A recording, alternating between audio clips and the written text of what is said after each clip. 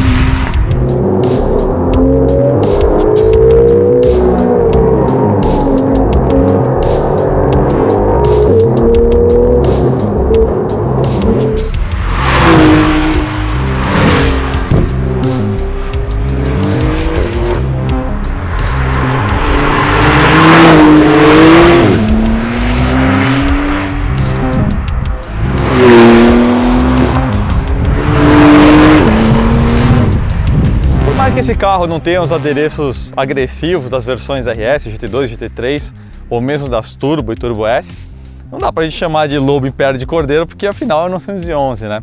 Mas presta atenção nessas informações de tempo de volta. Nürburgring Nordschleife, Carrera GTS 7:22, isso é 2 segundos mais rápido que o GT2 RS da geração 997. É também 2 segundos mais rápido que o tempo do Nissan GT-R, cravado em 2011, e também do Pagani Zonda F Club Sport. Tecnicamente, esse carro aqui está empatado com o 722, com a Ferrari 488 GTB e com o Dodge Viper ACR no seu primeiro registro de 2009. Foi o carro recordista na época de Nürburgring Nordschleife. Você pode de repente falar que eu estou exagerando quando eu falei que esse carro faz tempos de volta perigosamente próximos ao do GT3, porque o GT3 fez um tempo 10 segundos mais rápido. Mas aí você precisa prestar atenção em 3 detalhes bem importantes. O GT3 estava calçando os pneus de série dele, que são semi-slick, ele estava com Weissach Package e também estava com alguns opcionais de alívio de peso, por exemplo, a eliminação do sistema de infotainment. Essa diferença de 10 segundos em Nürburgring dá 2,25%. Só de você trocar os pneus e colocar os mesmos pneus para ter a mesma condição de briga, esse carro aqui já vai entrar na casa de 1% de diferença de tempo de volta. Se isso não é perigosamente próximo, caras, aí eu não sei o que é. Mas digamos que Nürburgring não quer dizer grandes coisas para você e que você queira alguma coisa mais regional daqui do Brasil. Troquei uma ideia com o Renan, do Porsche Clube, muita gente conhece ele. Ele passou a seguinte informação: já tem Carrera GTS original virando tempos na casa de 1,47. Isso na mão de entusiastas. Na mão de profissional, esse tempo pode cair 2 segundos ou até mais. E aliás, já tem também Carrera GTS virando tempos na casa de 1,45 com remap, escapamento dimensionado. Ainda com os pneus P0 Corsa, nada de troféu R. Caras, isso já é literalmente tempo de GT3. Como é que os caras da Porsche fizeram isso? Na verdade não foi nenhuma revolução, em si uma evolução. A Porsche é sempre conhecida por trabalhar ao máximo o conjunto e é exatamente o que se trata desse carro aqui. Eles refinaram todos os pequenos índices de performance do carro e é justamente o que a gente vai apresentar para vocês agora.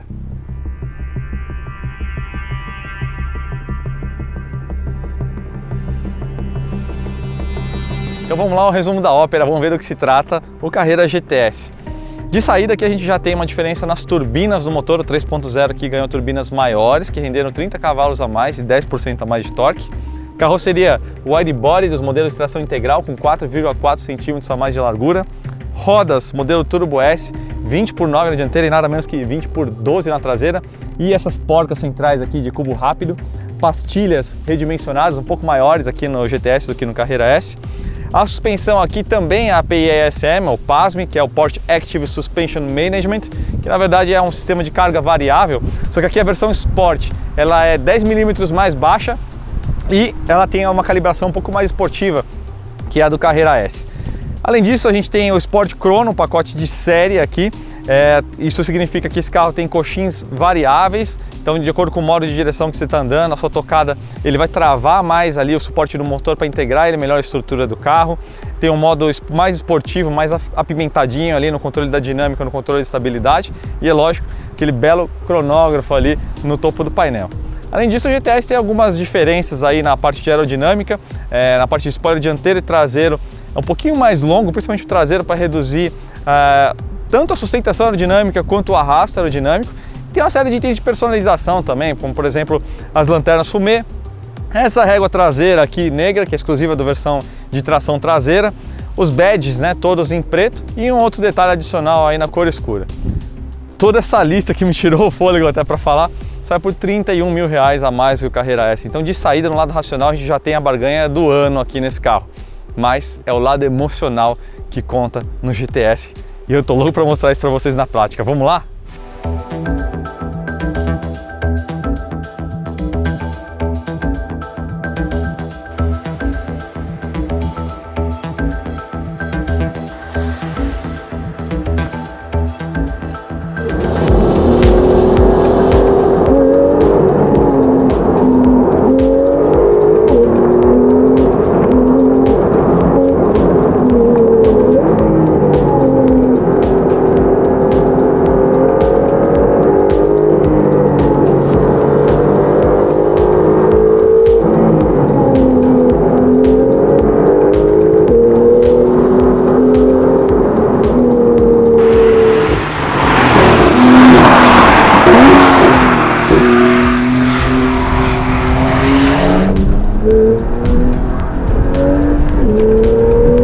Cara, é só sorriso isso aqui.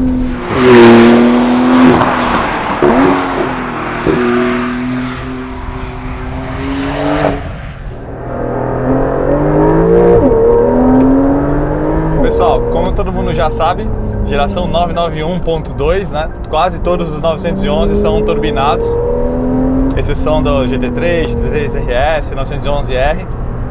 A gente já detalhou muito bem aí essa questão do motor, as modificações técnicas que ele recebeu na avaliação que a gente fez do 911 Carrera há quase um ano atrás. Então vamos aqui se focar um pouquinho nas diferenças, né?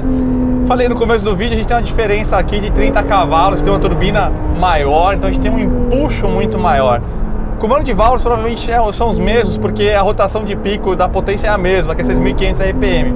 Mas vale resgatar um negócio que é interessante aqui, que é o ganho de 1000 rotações em cima desses 6.500 RPM, que a Porsche deixou justamente para os entusiastas, os pilotos entusiastas, poderem aproveitar trechos sinuosos, né? Porque uma coisa chata dos motores downside, isso inclui na conta aí os AMGs, os M's da vida, é que eles estão girando menos. E aqui na Porsche não, a gente tem um motor que está cortando a 7.500 RPM, então um pico de potência a 6.500, mas a gente tem aí mais 1000 RPM para brincar, e isso é muito, muito legal. Quando a gente fala desse GTS aqui especificamente, está falando de uma potência, com uma pressão de trabalho que agora vai para 1.25 bar em vez de 1.1 bar, mas mais do que isso, a gente está falando de possibilidades, né? Porque se essa turbina é maior, significa que os ganhos também são maiores, se a gente faz um remap como uma Cobia, uma Elite Remaps da vida, então aí é que a gente tem uma situação que é interessante. Original, você já sente muito mais a diferença de empuxo em relação ao Carrera S, que já era um carro muito rápido, mas aqui a colada nas costas chega a lembrar bastante o 997 Turbo, mesmo o Turbo S. Então é um carro que está realmente muito rápido, muito agressivo de retomadas. O primeiro contato que você vai ter com o carro, ele vai te pressionar muito nesse sentido. Transmissão, é um clássico da Porsche já, né? Não tem nem muito o que falar, é o the best, na minha opinião, em termos de transmissão de dupla embreagem, PDK.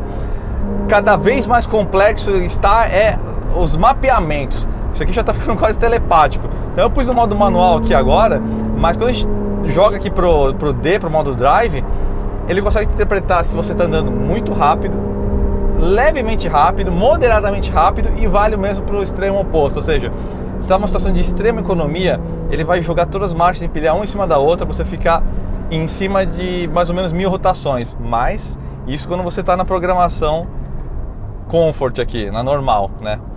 Viu? Sumiu o ronco do carro. A gente está em quinta marcha a 50 km por hora, para você ter uma ideia. Então é muito inteligente essa programação. E aí se eu piso um pouquinho mais, ele vai começar, ó, ele já chama as marchas. Então você até esquece um pouco que o câmbio existe. Você efetivamente vai usar mais o manual por uma questão de gosto na pista, porque mesmo na pista, graças aos acelerômetros que estão sempre trabalhando para entender se você está numa situação de curva, por exemplo, mesmo na pista você consegue andar no modo de trocas automáticas e se virar muito bem. Uma coisa interessante também que vale a gente recordar é o modo coasting, né?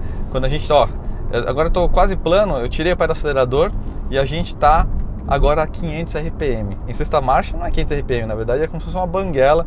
E aí qualquer coisa que a gente faça aqui, ou mesmo um declive um pouquinho mais acentuado, ele já volta a engrenar o câmbio. Então isso ajuda muito na economia de combustível e até no conforto de rodagem.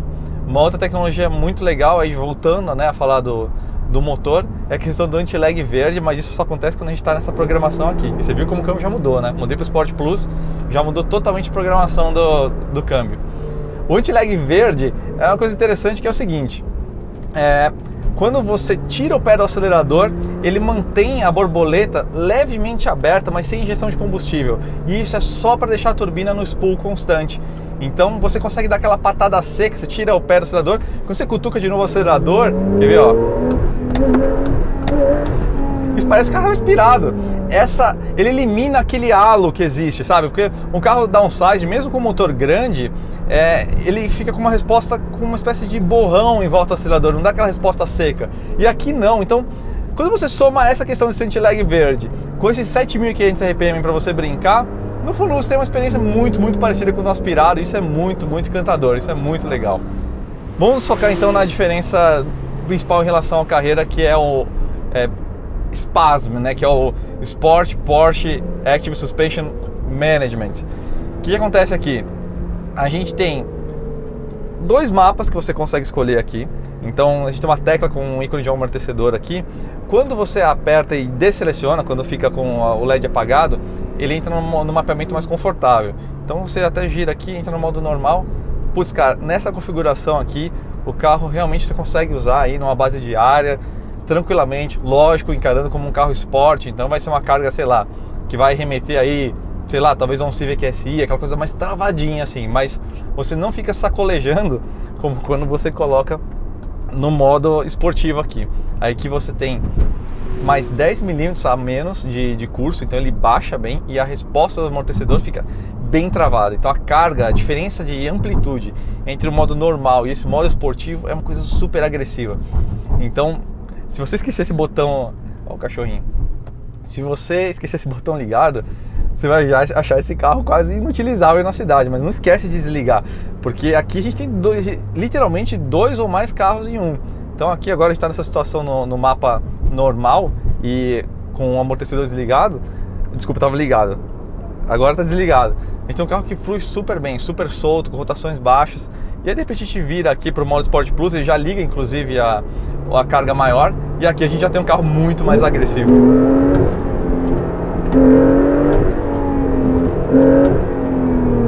É uma coisa muito impressionante como eles conseguiram resolver a receita do carro de uma forma tão rica.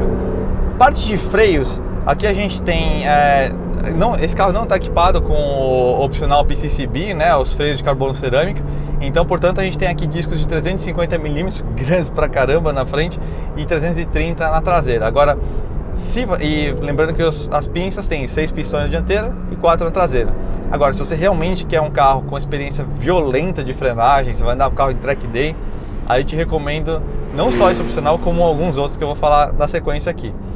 Os freios de carbono cerâmico, o PCCB que eu falei, eles são baseados nos freios do Turbo S, então vai para 410 milímetros de rotor na dianteira e 390 na traseira. E tem um detalhe que é obsceno, que 50% mais leve, então massa não suspensa, muda completamente a pegada do carro. Muita gente tem uma certa resistência por causa do alto valor desse opcional, mas o ganho não é só uma questão de estética, você tem um ganho não só de resistência maior à frenagem, a fading, desculpa, e você tem uma redução de massa significativa, então você ganha em todos os índices, inclusive de aceleração, o carro fica mais leve. Pensa no disco de 350mm que é original, vezes 4 praticamente, vai. Você reduzir 50% o peso desse disco, não sei se você já pegou um disco desse tamanho na mão, cara, isso faz uma diferença bem considerável. E quais que são os outros opcionais que seriam muito legais para você montar um track toy aqui baseado no GTS?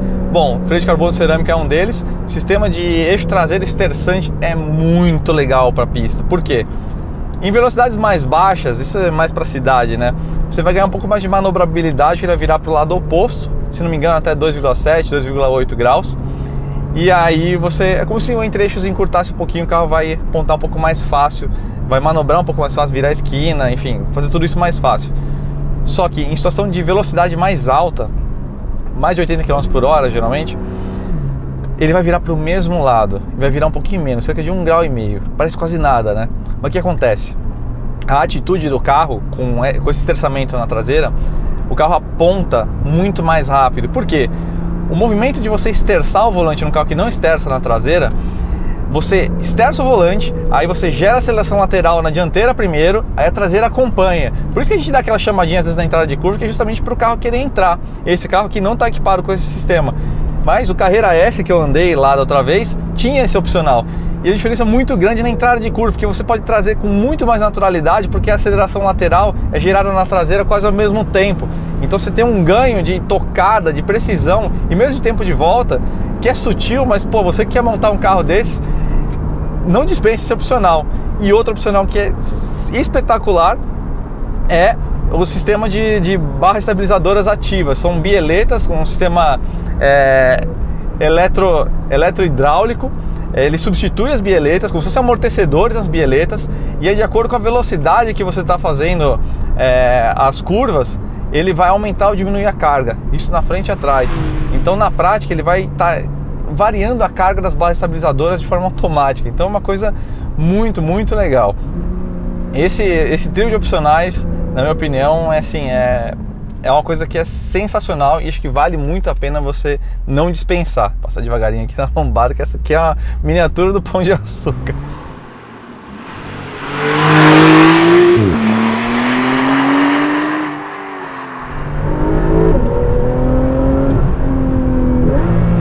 Uma outra coisa que é muito legal que esse carro tem é a questão do torque vectoring, produzido tanto pelas pinças de forma independente, né, durante as curvas, mesmo sem aceleração nenhuma, mas também por participação do LSD, né, do sistema autoblocante do eixo traseiro com carga variável.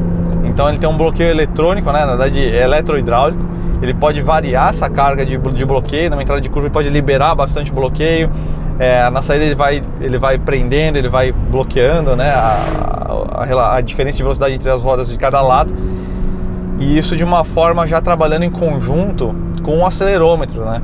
E com posição, sensor de velocidade de roda, posição do volante. Então, com isso você consegue ter um controle dinâmico do carro em entrada de curva muito mais balanceado. Isso é uma coisa que inclusive a Nissan trabalhou muito bem, né, com o GT-R, e de um tempo para cá a Porsche veio para detonar com isso daí. Realmente os caras estão com uma tecnologia muito sofisticada nessa parte.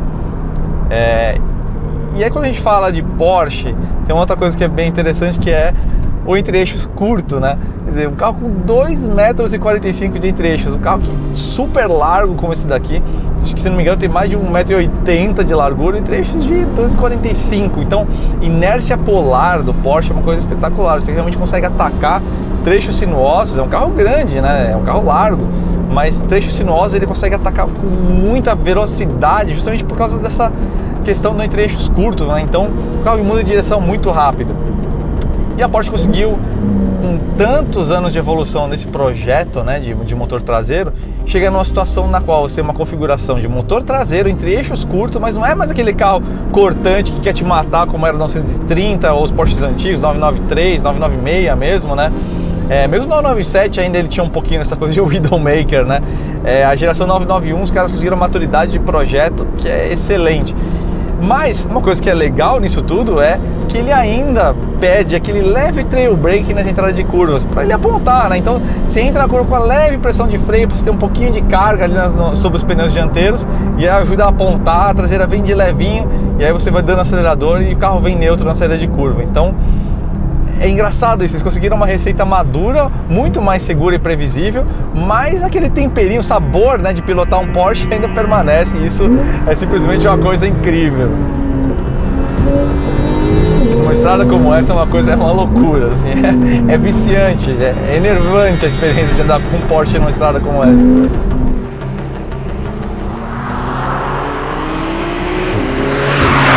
Eu sempre fui fã de carros com motor dianteiro e tração traseira. A tocada é natural, a distribuição de massas costuma ser mais equilibrada. M3, Alfa GTV, Mercedes 190e, Toyota E86, você conhece bem a música e a dança, né?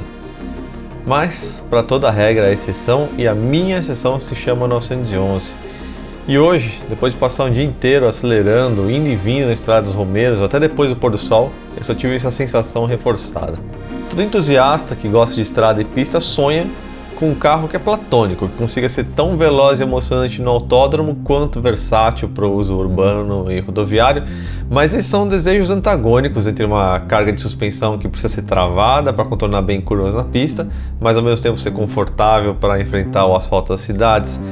Também você quer um carro que seja extremamente capaz na pista, mas que seja eficaz energeticamente. Se a fórmula perfeita para esse balanço não existe, é verdade também que eu nunca estive num carro que chega tão perto desse desejo de equilíbrio platônico quanto o 911 GTS. Os seus rivais de preço, o C63 AMG e o M4, que estão aí na faixa de 600 a 700 mil, possuem uma receita muito mais voltada para a estrada, apesar da cara malvada de carro de DTM.